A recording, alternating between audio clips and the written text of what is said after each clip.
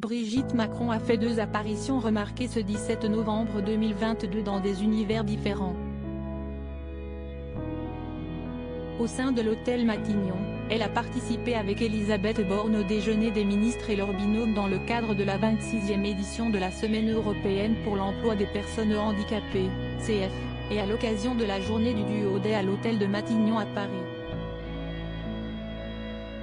Un rendez-vous très important pour la First Lady française qu'il avait déjà assuré l'année dernière avec le chef du gouvernement de l'époque, Jean Castex, afin de valoriser les initiatives des entreprises et de l'État employeur pour intégrer le plus massivement possible les personnes en situation de handicap dans l'emploi.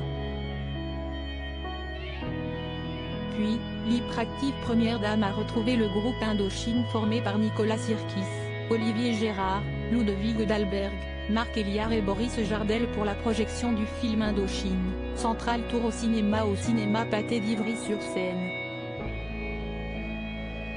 La star de la musique et la femme du dirigeant français sont d'ailleurs particulièrement investis tous les deux sur un même sujet, la lutte contre le harcèlement scolaire.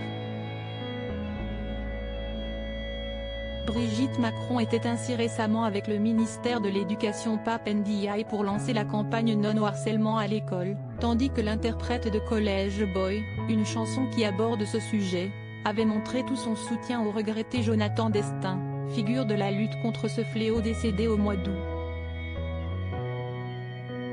Un look rock qui épouse sa fine silhouette. La tenue que Brigitte Macron a choisie pour ce jeudi épouse la silhouette de la femme mince qu'elle est.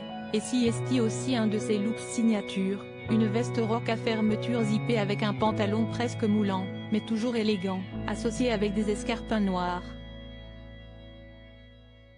La mère de 3 enfants et grand-mère de 7 petits-enfants assure pour ce 2e mandat, affichant une santé et une taille de guêpe qu'elle entretient rigoureusement. Dans Gala, la première dame était revenue sur son quotidien et ses routines pour être bien dans ses baskets.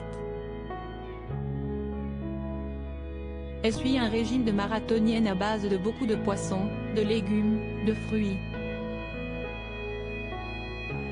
Mais il n'y a pas que l'alimentation qui compte, car elle est aussi adepte du coucher tôt, extinction des feux vers 22 h, après le dîner avec son président de mari.